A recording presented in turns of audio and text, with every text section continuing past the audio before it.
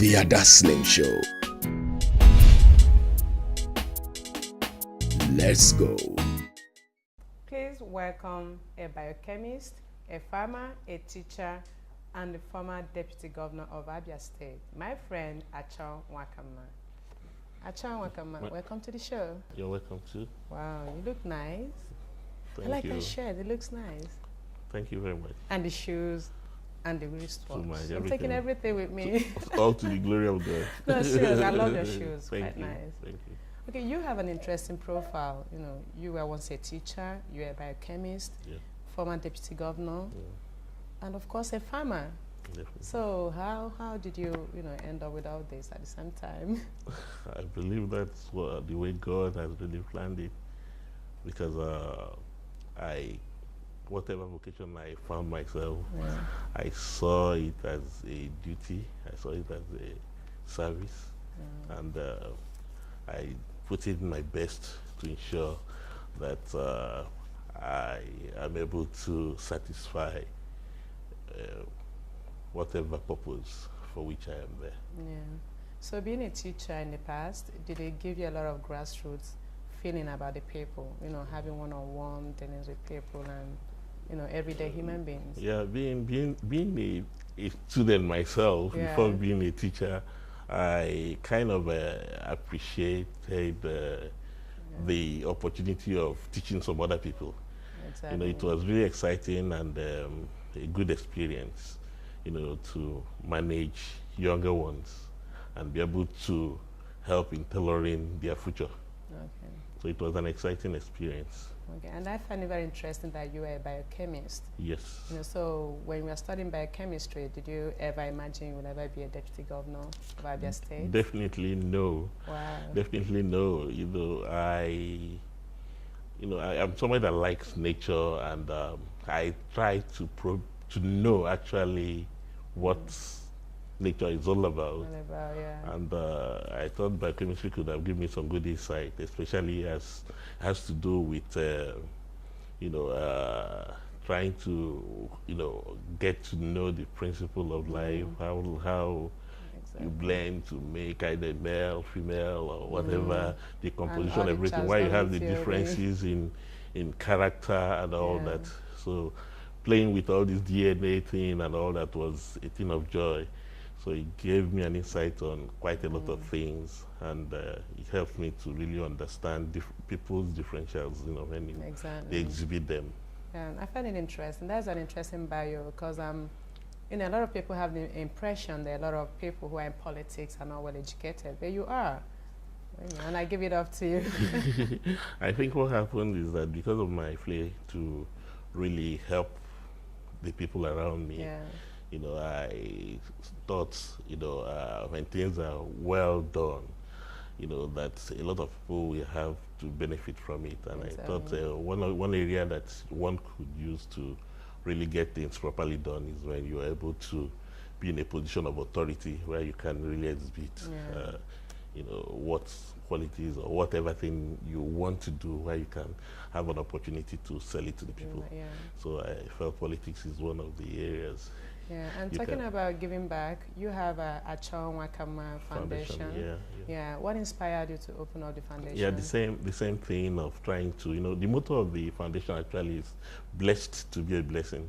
Okay. Because I got to know that, whatever thing you are, it's given to you by God.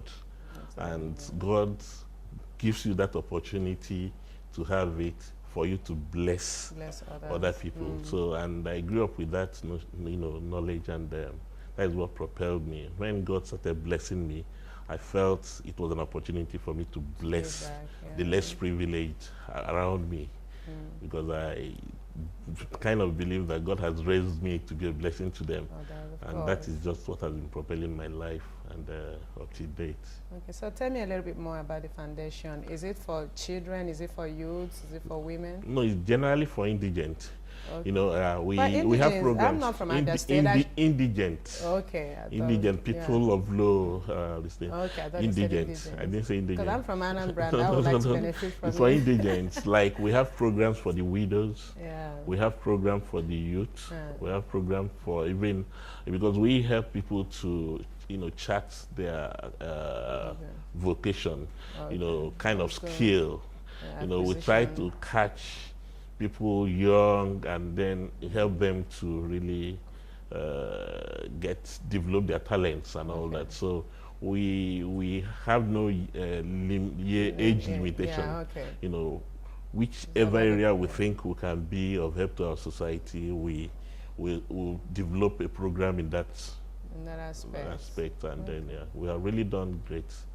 You know, we have at the point, you know, when we went to the villages, we saw that most women had nothing doing. We felt, and we know that their limitation is fund, capital to do small things like petty trading and all that. So we started giving out, we called it loan, but we never asked for repayment. But we tagged it loan to put in them the fear that they have to utilize it for responsibility. So, and most of them utilize it. Some other ones, majority of them, you know, used it as maybe butter from heaven. And but I think a lot benefited from it. That is one of the ways we help the indigent women, especially widows. We build houses for widows too. It's spreading, you know, spreading all over the states. You know, we have built at least about 5. You know, for widows. You know, when we see such people that really need shelter, you know, within our available resources, we'll just put up, you know, a good structure that will make them comfortable. You know, we also, you know, like I said, we'll try to set up competitions like football competitions for the younger ones in primary school, like that. Like that, you source them young, and then from there we'll try to find, you know, identify the talents and then encourage them.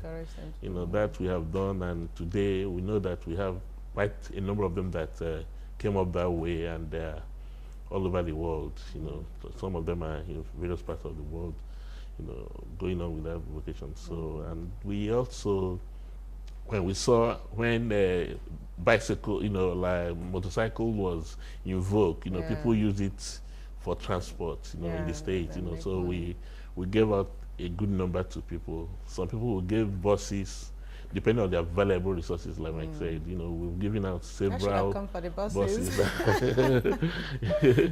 I don't think our program is for people like you, because I know you're comfortable, you know. So there are quite a lot of programs we have that are all geared towards uplifting mankind, you know. And then the women, did you do anything on skill acquisition? Because I think that's a very key area. When people acquire skills, it's easier to make money than when you just give out money to them. It's an important area to go for. For now, we have not really done anyone, but we have it in our program.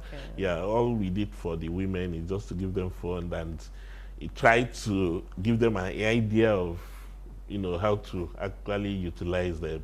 You know, if they go to rural area, buy some of this food stuff, they bring them to the urban area, they make little money. The more they go, the more they make money and all that. You know, so those are the ones we have so far done. But we have plans of, you know, developing a skill acquisition center so that we can really be able to take care of, you know, most of our youths. But the only way we helped in skill acquisition was, you know, there was this NDE program that was a federal government project.